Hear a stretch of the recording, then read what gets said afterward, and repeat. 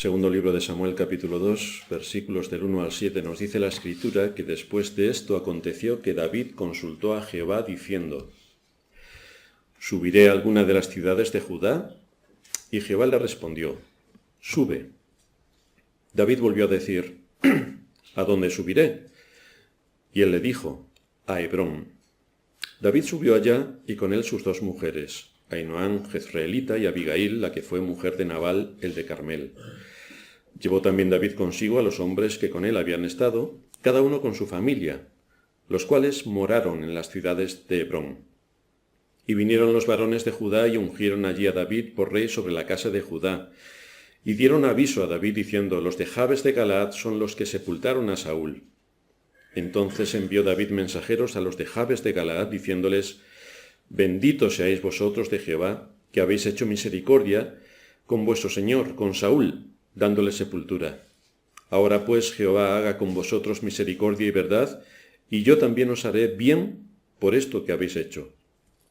Esfuércense pues ahora vuestras manos, y sed valientes, pues muerto Saúl vuestro señor, los de la casa de Judá me han ungido por rey sobre ellos.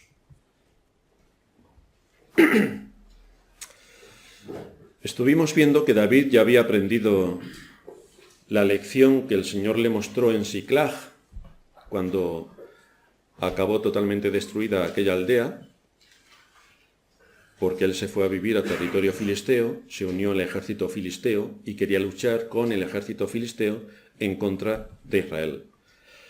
El Señor entonces le envió a unos amalecitas que arrasaron la ciudad y se llevaron cautivos a sus hijos y mujeres, y los soldados que iban con él, los hombres que iban con él, más que soldados, hablaron de apedrearle por las insensateces cometidas por David durante este periodo de tiempo. Lo que nos encontramos es que David había identificado su pecado de desobediencia al irse a vivir donde no debía, pasando por alto la advertencia del profeta Gad y cambiando su comodidad por infidelidad, con lo cual el juicio de Dios vino sobre él y sobre sus hombres a través de un medio humano que Dios usó, que fueron los amalecitas, quienes, como he dicho, arrasaron su aldea y se llevaron cautivos a todos los que allí estaban habitándola. Lo importante de esta situación es que David supo identificar exactamente cuál era su pecado y cuáles eran las causas. Lo supo identificar perfectamente. Y por lo tanto, asumió la disciplina a la que el Señor le sometió como las consecuencias justas de lo que él había hecho. Esto, que lo vemos en la historia bíblica, nos parece de lo más normal. Cuando lo pasamos a nuestra propia historia, las cosas no son tan normales, porque tendemos a justificar absolutamente todo nuestro pecado, y aunque sabemos que somos pecadores, es bastante difícil, si la mano de Dios y el Espíritu de Dios no nos aprieta con fuerza, que lleguemos a comprender la realidad de nuestro pecado, a arrepentirnos de nuestro pecado y a cambiar el rumbo de nuestra vida. Pero esto no es lo que ocurre con David. David, por la enseñanza que obtuvo al meditar y reflexionar sobre esta prueba y el juicio que le sobrevino, que lo identificó perfectamente con su desobediencia, esto le llevó a aprender una lección y ahora no iba a hacer nada que estuviese en contra de lo que Dios le estaba diciendo o de consultar a los medios de gracia que Dios había establecido para saber cuál tenía que ser su camino. Las enseñanzas de las Escrituras no nos son expuestas para que nos hagamos monjes y nos retiremos a un monasterio de clausura y nos hagamos muy buenos. No, las enseñanzas de las Escrituras tienen aplicación para esta vida y para la siguiente. Por lo tanto, en el medio donde Dios nos ha puesto, tenemos que ejercer nuestras responsabilidades y cada uno en el oficio y con las capacidades que Dios le ha dado, tiene que aplicar los principios de la Escritura para ser útil a Dios y útil a la sociedad en la que le ha tocado vivir.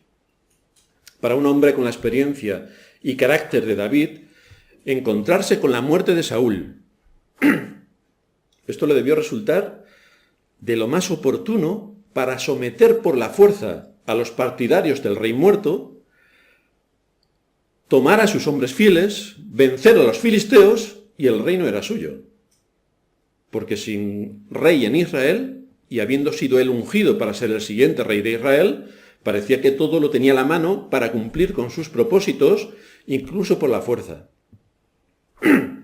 Aunque esto parecería lo más indicado para la mente natural de un hombre natural, lo que hace David, como hijo de Dios, es seguir los principios de las Escrituras que hasta ese momento tenía y de la revelación que Dios a través de los profetas le estaba dando. Así que David se negó a dar cualquier paso que no estuviera en sintonía con lo que Dios le podía estar indicando. Vamos a ver en esta mañana 5 puntos que se desprenden de nuestro texto y donde vemos la conducta de David y su disposición. El primero es cómo David interpreta la providencia. El segundo es cómo David nos muestra un corazón enseñable y atento a la palabra de Dios. El tercero es cómo David llega realmente a tener una comunión con Dios.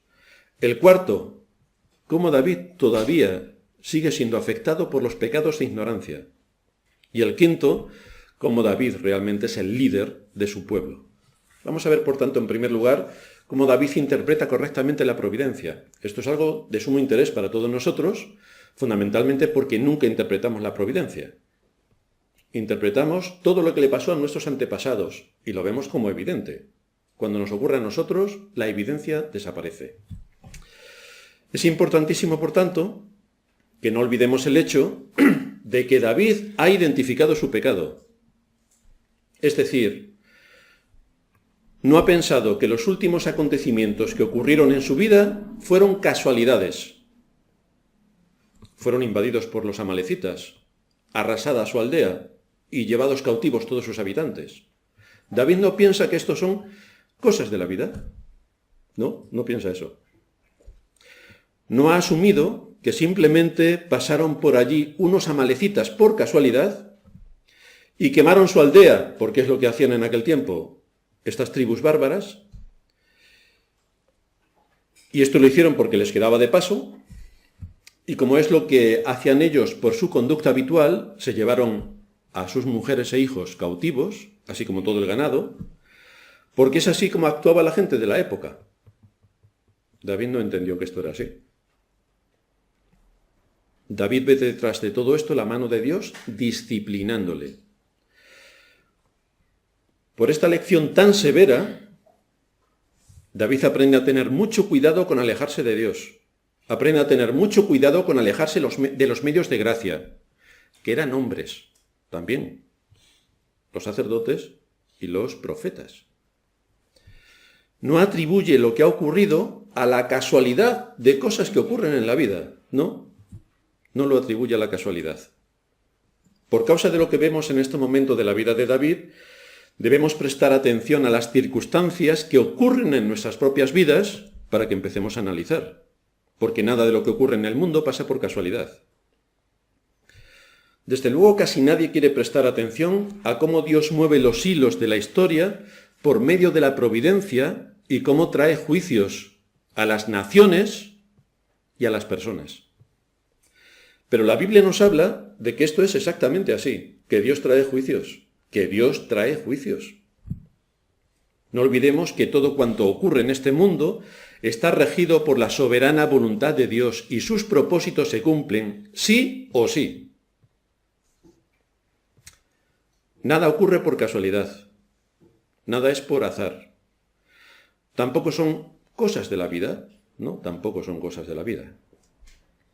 Aparentemente ocurren cosas normales, como el hecho de que en este momento histórico Saúl fuera a la guerra. Es lo que había en aquel tiempo. Saúl va a la guerra. Podemos interpretar a partir de ahí que fue una pena que Saúl, yendo a la guerra, haya sido derrotado y haya sido muerto en la guerra. Podríamos decir que son cosas de la vida de acuerdo a las circunstancias que se vivían en ese momento histórico. Van a la guerra y lo más natural es que en la guerra te maten.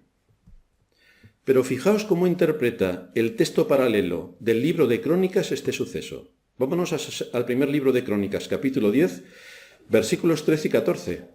Y veremos que no es casualidad. Veremos que no es lo natural que vayas a la guerra y te maten. No. Ahora el libro primero de Crónicas nos va a dar luz sobre lo que aquí en esta batalla aconteció. Y nos dice allí, primer libro de Crónicas, capítulo 10, versículo 13, así murió Saúl. Claro, fue a la batalla y lo mataron. No, así murió Saúl por su rebelión. Interesante, ya nos empieza a dar datos. Rebelión con que prevaricó contra Jehová. Actuó en contra de todo lo que Dios había establecido. Contra la palabra de Jehová, la cual no guardó. Y porque consultó a una adivina y no consultó a Jehová. Así que aquellos que defienden que quien apareció allí era Samuel de verdad, este texto está diciendo que Saúl no consultó a Jehová. Y que por consultar a una adivina, más toda la rebelión anterior, más su prevaricación, por esta causa, lo mató. Y traspasó el reino a David, hijo de Isaí. ¿Quién mató a Saúl? Sí, se mató él porque se había rodeado y él se puso sobre su espada y se suicidó. Pero no es así como lo interpreta la providencia divina. No es así el texto. No es así la enseñanza que nos muestra el texto. Hubo graves pecados, el texto los identifica y también expone la causa de su muerte.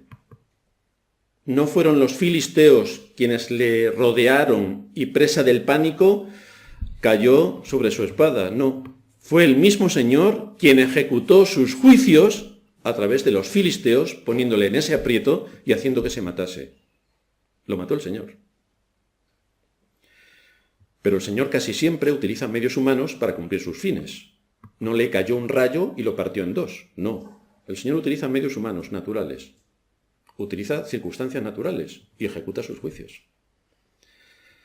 Así también ocurrió a lo largo de toda la historia de Israel para castigarles por su pecado de desobediencia, por su pecado de idolatría. Dios levantó a sus enemigos para traer un juicio tras otro. No quisieron escuchar a los profetas, Dios les envió juicios. Siguieron idolatrando a las imágenes de Asera como hacían el resto de los países que les rodeaban, Dios envió sus juicios. Pero envía sus juicios a través de medios naturales. El Señor envió a los profetas que les hablaron su palabra y no les quisieron oír. No les quisieron oír. No nos sorprende que las iglesias donde se predica de verdad el Evangelio sean pequeñas, porque la gente no quiere oír el mensaje del Evangelio. No lo quiere oír. Se negaron una y otra vez a escuchar la voz de Dios. Prefirieron adorar a los dioses falsos, seguir con la corriente de moda de aquella época, dejarse llevar por la ideología de pensamiento, pero negar al Dios vivo y verdadero. Así que Dios envió un juicio. Levantó a Nabucodonosor para azotar a Israel. Fijaos lo que dice el libro de Habacuc, capítulo 1, versículo 5. Mirad entre las naciones, dice el Señor, y ved, y asombraos, porque haré una obra en vuestros días que aun cuando se os contare, no la creeréis. ¿Cuál es esa obra tan increíble que Dios va a hacer?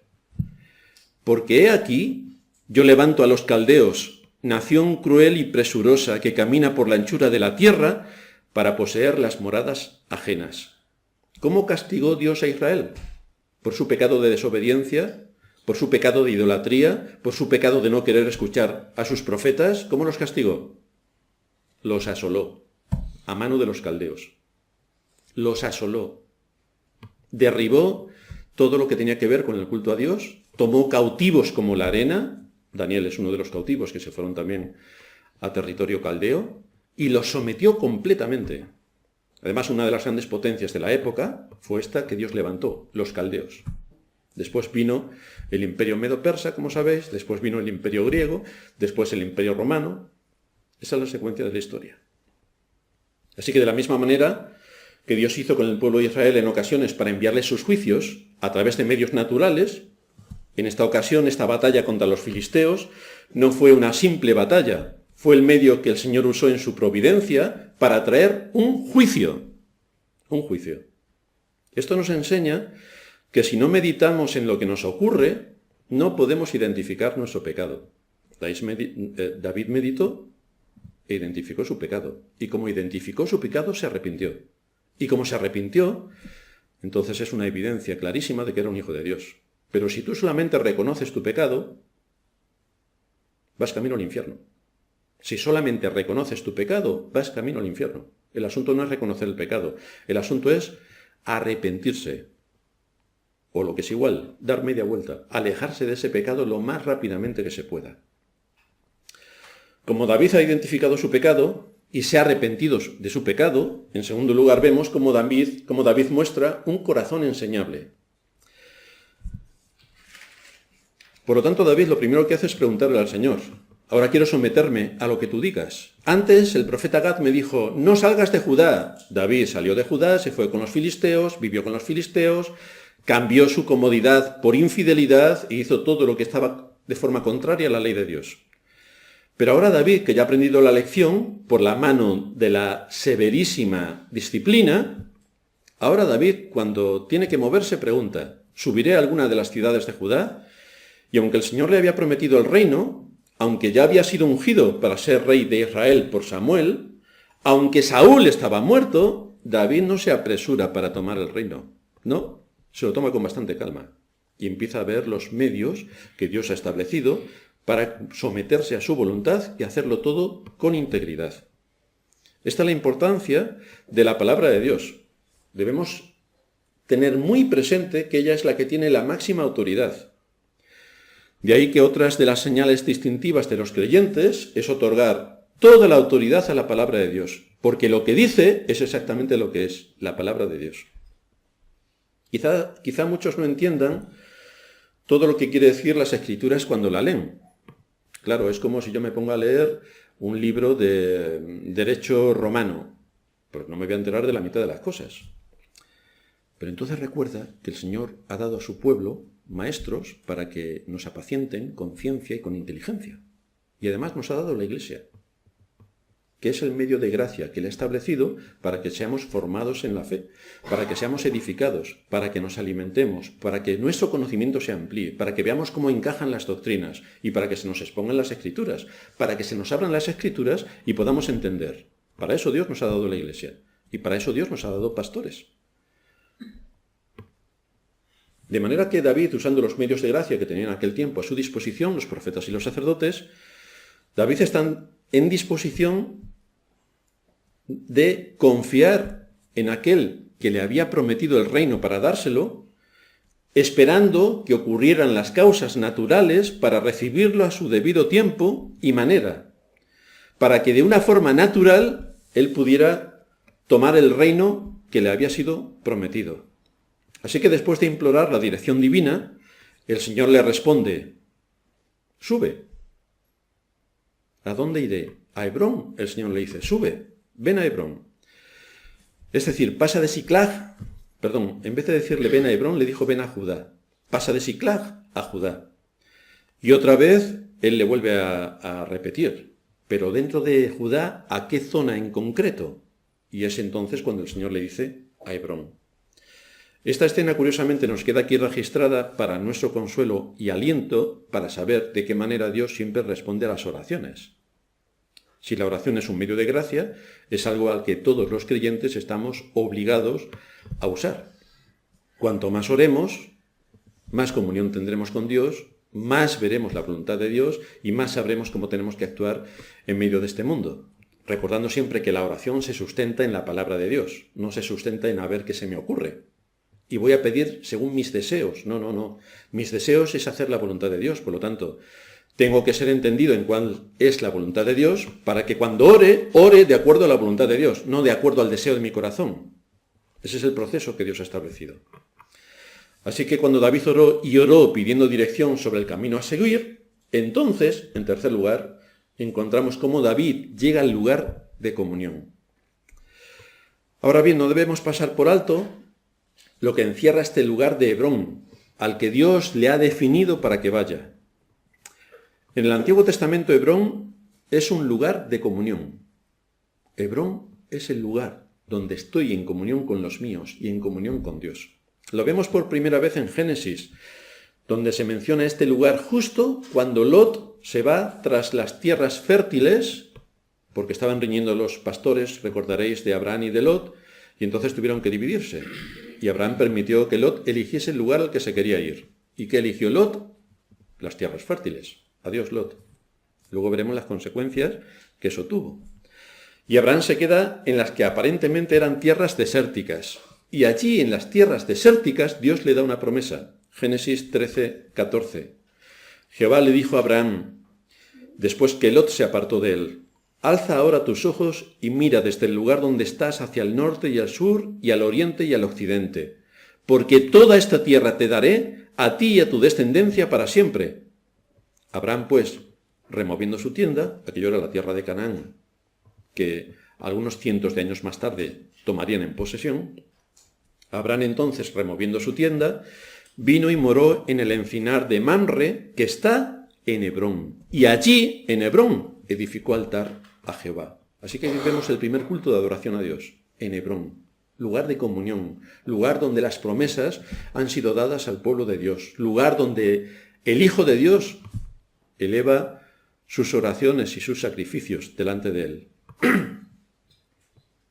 Esta bendición que Dios le dio a Abraham alcanzó a todas las naciones de la tierra.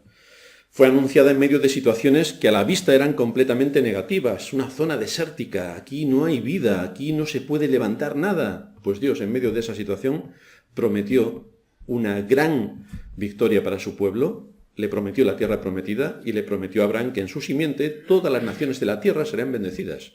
Todas las naciones de la tierra significa tú, que eres de Cuba, tú que eres de Colombia, tú que eres de Venezuela, tú que eres de Rumanía, incluso me temo que hasta los españoles también estaban incluidos. O sea que estamos todos, las naciones de la tierra. Las bendiciones llegan a todas las naciones. Por causa de la bendición que Dios le dio a Abraham, todos somos bendecidos. Por causa de esa bendición, Dios derrama su espíritu para que aprendamos a no descansar en las circunstancias, sino en el Dios que lleva a cabo sus propósitos soberanos para la gloria de su nombre y para el bien de su pueblo. Eso es lo que aprendemos en las Escrituras. De nuevo se nos cita este lugar también con ocasión de José buscando a sus hermanos por mandato de su padre. Génesis 37, 13. Dijo Israel a José, antes se llamaba Jacob, cuando Dios le llamó, se llamó Israel, príncipe. Dijo Israel a José, tus hermanos apacientan las ovejas en Siquem, ven y te enviaré a ellos. Y él respondió, heme aquí. E Israel le dijo, ve ahora, mira cómo están tus hermanos y cómo están las ovejas y tráeme la respuesta. Y lo envió del valle de Hebrón y llegó a Siquem. Así que José también fue al valle de Hebrón, a ver qué estaba pasando allí con sus hermanos. Aquí encontramos al padre preocupado por sus hijos, al padre atendiendo a sus hijos, al padre enviando a uno de sus hijos para tener información sobre el resto de sus hijos. ¿En qué situación se hallan mis hijos? Quiero saber cómo están mis hijos. Y esta escena nos muestra la figura de nuestro Dios enviando a su hijo a una misión de gracia para salvar a su pueblo. Deja su lugar junto a su padre para ir a buscar a los suyos.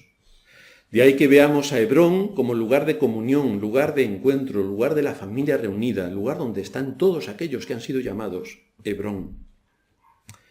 En tiempos de la conquista de Canaán, también se nos menciona este lugar que le fue dado en heredad a uno de los dos espías que fueron fieles al mandato que tenían establecido por parte de Moisés. Uno era Josué y el otro era Caleb. Jueces 1:20.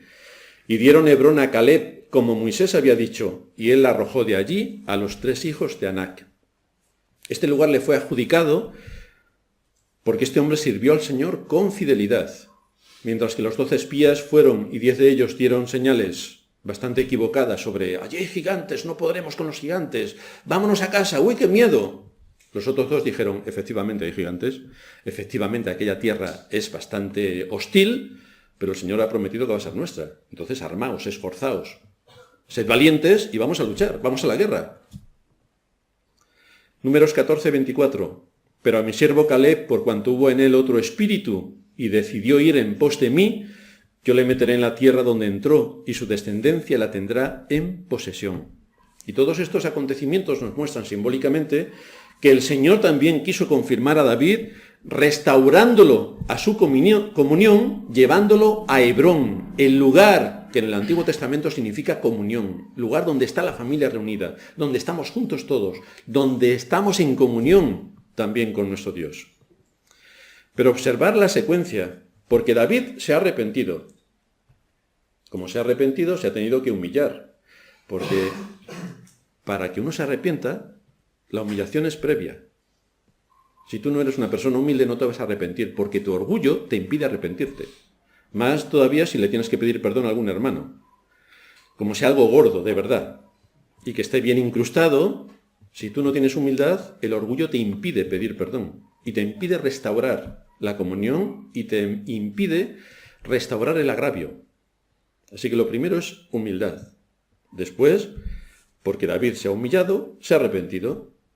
Como se ha arrepentido, ahora ha querido buscar la voluntad de Dios, no la suya, sino la voluntad de Dios. Ha usado los medios de gracia. Hombres. Es que mucha gente en las iglesias dice, ¿cómo le voy a contar esto al pastor, que es un hombre? Pues efectivamente, sí. Pero es que Daniel era un hombre, José era un hombre, Amós, Abdías, Jonás, Miqueas, Nahum, Abacús, Sofonías, Ageo, Zacarías, Malaquías, aparte de saberme los libros de la Biblia, resulta que todos eran hombres. Y estaban allí para que el pueblo de Dios se dirigiera por ellos. Porque Dios, en sus propósitos eternos para enseñar a su pueblo y para dirigir a su pueblo, utiliza hombres que han sido puestos por Él en el ministerio para enseñarnos. Por lo tanto, merecen darles la consideración que el Espíritu de Dios en las Escrituras les da. Por lo tanto, lo que se desprende de esta secuencia que estamos viendo es lo agradecidos que debemos estar a Dios cuando usa su Espíritu para restaurarnos a la posición con Él, para restaurarnos a la comunión con Él, para que nos ayude a reconocer nuestro pecado, que nos ayude a humillarnos delante de Él, que nos ayude a arrepentirnos de nuestro pecado y que entonces podamos tener comunión con Él. Pero para eso, en muchas ocasiones nos hace pasar por la vara de la disciplina. Es decir, cuando nosotros no nos disciplinamos a nosotros mismos, entonces viene la disciplina de fuera. Y esto lo hace Él con un propósito. El apóstol que escribe en la carta a los Hebreos, capítulo 12, versículo 11, nos dice, es verdad que ninguna disciplina al presente parece ser causa de gozo, sino de tristeza, pero después da fruto apacible de justicia a los que en ella han sido ejercitados. A nadie le gusta la disciplina, pero si tú no te disciplinas, te van a disciplinar. Eso pasa con nuestros padres. Nosotros hacemos una cosa mal, la reconocemos delante de nuestros padres, nos arrepentimos, la corregimos y no pasa nada. Ahora, olvídate. O sea, haz algo y di, aquí no ha pasado nada. Y verás tú lo que te va a decir tu madre. Te vas a enterar. Así que después de que David se ha asegurado de haber entendido la voluntad de Dios, entonces David sube a Hebrón. Entonces, solo entonces. Dios había respondido su oración y entonces David actúa en consecuencia. Si hubiera actuado antes de la misma forma, es decir, con un espíritu enseñable, sometiéndose en obediencia a Dios, toda esta secuencia se la habría ahorrado. No habría estado en las filas filisteas, no habría cambiado su comodidad por infidelidad, por traición, y todas las cosas hubieran sido diferentes. Pero David no actuó de acuerdo a la voluntad de Dios y hubo consecuencias. Ahora David ya ha aprendido la lección y vuelve marcha atrás para ponerse en sintonía con Dios y hacer aquello que Dios le indica. Sin embargo, a pesar del esfuerzo que siempre podemos hacer, nos vamos a encontrar en cuarto lugar cómo David sigue con pecados de ignorancia. Aquí se nos presenta un contraste respecto a un pecado que estaba incrustado en la sociedad de aquella época y del que no se estaban dando cuenta. No se estaban dando cuenta. Y es el pecado de la poligamia. Por eso nos dice el versículo 2 que David subió allá a Hebrón y con él sus dos mujeres, Ahinoam jezreelita y Abigail, la que fue mujer de Nabal, el de Carmel. Poligamia. El que no seamos conscientes de algún pecado no implica que no seamos castigados por ese pecado. Ya sabéis que el desconocimiento de la ley no exime de culpa. Cuando venga Hacienda y llame a tu puerta y te diga, debes la declaración de la renta del año 2000, y tú digas, yo no lo sabía, te va a decir Hacienda, sí, ya sé que no lo sabías, pero te va a tocar pagar todo lo que en ese año tuviste que pagar, más los intereses de estos 17 años. Y si te niegas, te vas a la cárcel una temporadita, tú verás. Así que el desconocimiento de la ley no exime de culpa. De ahí que David ore por los pecados ocultos.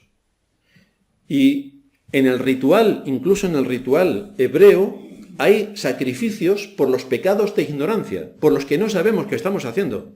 Porque la cultura en la que nos movemos nos ha cegado completamente el entendimiento para ver qué pecados estamos cometiendo que van en contra de la ley de Dios.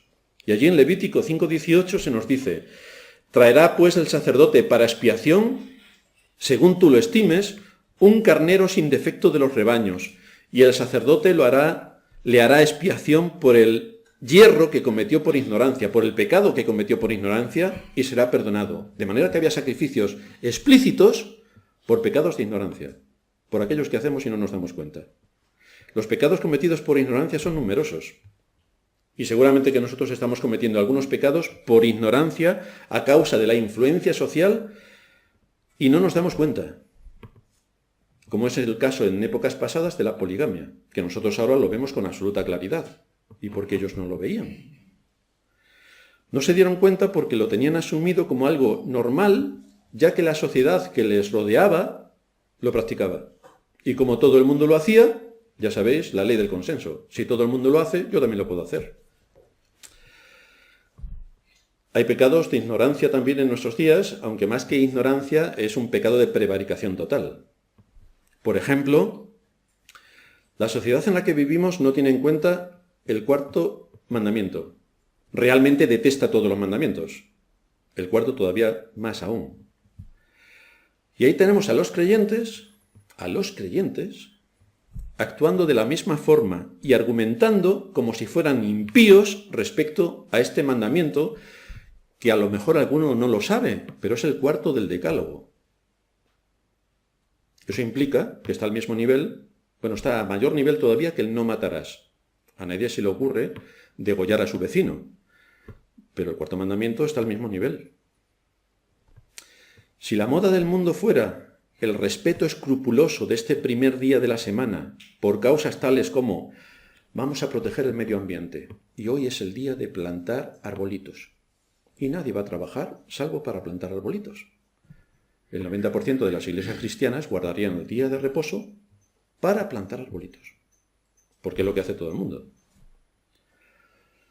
Pero como la sociedad en la que vivimos menosprecia todos los mandamientos y este también, ¿qué hacen los cristianos? Exactamente lo mismo, desprecian el mandamiento. Es que nosotros, es lo que dicen los testigos de Jehová y el 90% de los cristianos que se llaman evangélicos. Es que para nosotros todos los días son del Señor. Ya. Pero que el Señor ha establecido en la semana 6 días y uno. 6 días y uno. Pero para nosotros todos son los días del Señor. Que sí, pero que el Señor en su palabra ha establecido un mandamiento. No son todos los días iguales. Hay uno que es distinto. Es que me ha salido un trabajo que gana un montón de dinero y es en domingo. ¿Qué le voy a hacer? Pues voy a trabajar el domingo. Hermano, ¿has buscado un trabajo que no sea en domingo? ¿Qué te parecería a ti si el pastor también, aparte de trabajar aquí, que ya es bastante, pero imagínate que para ganarse el sustento, ya que la iglesia no le paga, trabaja también el domingo? ¿A ti qué te parecería? Hombre, pero el pastor tiene que estar aquí. Claro, con tus ofrendas seguro que tiene para cubrir el salario. Pero si no tiene para cubrir el salario, ¿qué hace el pastor? Pues se va el pastor fuera. E imagínate que el 90% de los hermanos hacen exactamente también eso. Trabajan en Burger King, en McDonald's, en el Corte Inglés, en una gasolinera, emergencias sanitarias, me duele el riñón. Y viene aquí 2 hermanos el domingo. ¿A ti qué te parecería? Y claro, si tú eso no lo verías normal, ¿por qué en tu caso particular sí?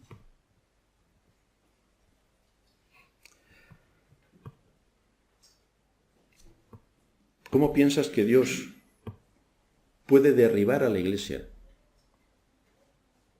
Pues ahí tienes una tentación. Quita el domingo de su lugar especial que tiene en el Decálogo, con todo lo que eso implica de que el domingo es un día que ha sido santificado y bendecido por Dios para la edificación de su pueblo y para la gloria de su nombre, y estarás poniendo en manos de Satanás el domingo, que lo va a pulverizar. Gracias a ti, una buena labor. Luego, yo amo al Señor, pero el que me ama, mi palabra guardará. El que me ama, a mí, ama mis mandamientos. Y no dice menos el domingo, no dice eso. Puede ser también que uno tenga que tomar el domingo como día de trabajo porque no tiene otra opción, es un asunto de necesidad. Pues bien, está bien que lo tome porque es un asunto de necesidad. No de que va a ganar más dinero, ojo, sino que es un asunto de necesidad. Pero ya puedes correr para buscar otro trabajo en el que no tengas que trabajar el domingo. Pero ya puedes correr. O sea, si es por necesidad lo puedes hacer, pero ya puedes correr. Ahora, el que se queda tranquilamente 500 años trabajando el domingo, de verdad desprecia a Dios, desprecia sus palabras y no se puede sorprender de que le pasen cosas en la vida. En quinto y último lugar, vemos a David liderando a los suyos. Dice el texto del versículo 3 que llevó también David consigo a los hombres que con él estaban, cada uno con su familia, los cuales moraron en las ciudades de Hebrón. Así que aquí vemos cómo los que habían sido compañeros de David en medio de las grandes pruebas, de las grandes dificultades, de las batallas, de todo lo que David fue liderando, no son dejados al olvido. Ahora que él está avanzando hacia el reino, ¿dónde están sus hombres? A su lado. A su lado. Como tipo de Cristo que es, David refleja en su vida y en sus circunstancias aquellas cosas que también Cristo ganó para su pueblo. Dice el apóstol Pablo en 2 de Timoteo 2:12, si sufrimos, también reinaremos con él. ¿Qué ocurrió con estos hombres que fueron sufriendo, que estuvieron en las batallas con David, que sufrieron el desprecio, la persecución, fueron llamados, fueron perseguidos como forajidos? Pues ahora llegó el tiempo de que iban a reinar, juntamente con David. David los tomó para que fuesen de su círculo de confianza. Y así nos enseña la Escritura también cómo en este mundo tendremos que sufrir por defender el reino de Cristo. Y esto es más que evidente. A unos nos cuesta alejarnos de nuestras familias, porque no son creyentes y el día del Señor se dedican a otro tipo de cosas y en sus mentes tienen otras cosas y sus propósitos son completamente opuestos. Así que a algunos nos cuesta alejarnos de nuestras familias. También nos cuesta alejarnos de nuestros amigos, porque, hombre, hoy es el día donde se hacen las barbacoas. Si tú vas con tus amigos, pues hoy es el día en el que todos los amigos se juntan, se hacen barbacoas, se van a la playa, se van a la piscina, se van a la montaña, hacen ciclismo.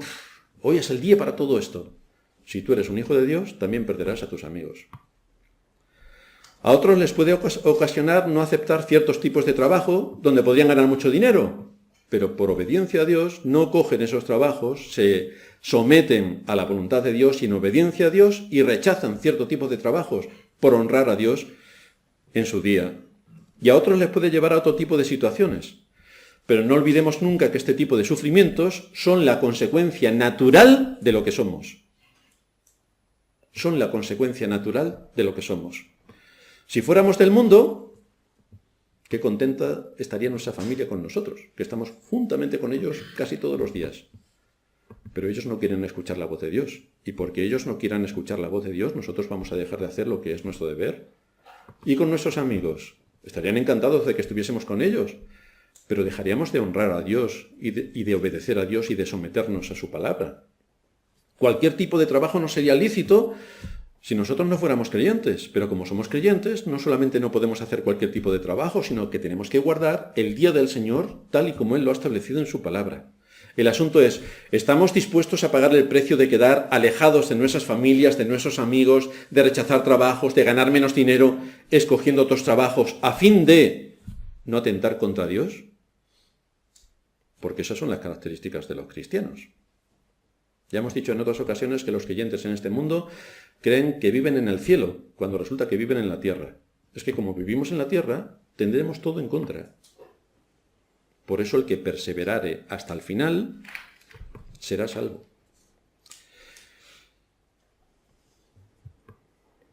Claro que a nosotros este sufrimiento de no podemos quedar con nuestros amigos, qué sufrimiento más grande.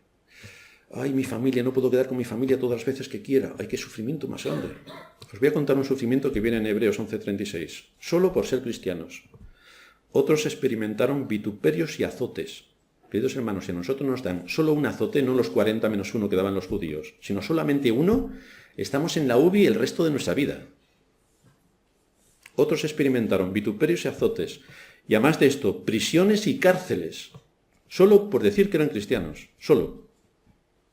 Fueron apedreados. No os quiero ni contar cuando nos cae una china en el zapato. Para nosotros es una desgracia. aserrados. Aserrados. Nosotros nos pinchamos, ¡uy! Me ha salido una gota de sangre. Un escándalo público. Puestos a prueba, muertos a filo de espada. Anduvieron de acá para allá cubiertos de pieles de ovejas y de cabras, pobres, angustiados, maltratados. Esto es sufrir por la causa de Cristo. Lo que nosotros tenemos y lo que nos quejamos. Hoy vivimos en la abundancia. Así que cualquier cosa que nos ocurre, por simple que sea, nos parece un sacrificio, pero increíble. ¿Cómo el Señor me ha podido mandar esto? ¿Te han aserrado? ¿Te han maltratado? ¿Te han llevado a la cárcel? ¿Te han quitado tus posesiones? ¿Han matado a tus hijos? ¿Los han ejecutado delante de ti? ¿Les han descuartizado? Que es lo que hacían generalmente.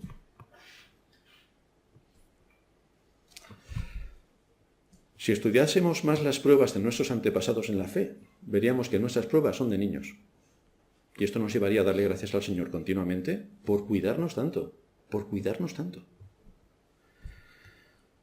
Recordemos que somos herederos del reino de los cielos, que hay una morada en los cielos para nosotros, que hay una heredad que nos corresponde, porque Cristo con su muerte saldó nuestra deuda delante de la ley de Dios y nos hizo herederos del reino de los cielos. Esto es lo que tenemos que recordar, en esto nos tenemos que esforzar en meditar. ¿Qué es lo que hace David? Coge a sus hombres, y donde él está, sus hombres también estarán. Y esto es lo que hace Cristo también con nosotros. Por medio de su muerte y su resurrección, Él va a tomar el reino. Ya es suyo, pero lo va a consumar, y lo consumará cuando lleve a todos sus hijos ante su presencia. Dice el Señor en Lucas 12:32, no temáis, manada pequeña, porque a vuestro Padre le ha placido daros el reino. Es lo que David hizo con sus hombres, y es lo que Cristo hace con su pueblo. El reino. El reino es nuestro. El reino es nuestro.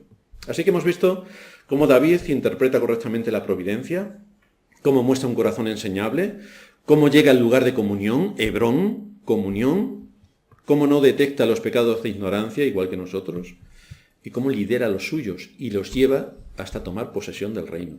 Esta enseñanza nos debe llevar a meditar, a atender y a observar cómo Dios nos habla por medio de su palabra, para que podamos ser edificados en la fe, para que podamos ser útiles a su reino, para que podamos crecer en conocimiento y en gracia, y para que tomemos todos estos ejemplos de nuestros antepasados, para que apliquemos correctamente los principios bíblicos en nuestra vida. Vamos a terminar en oración.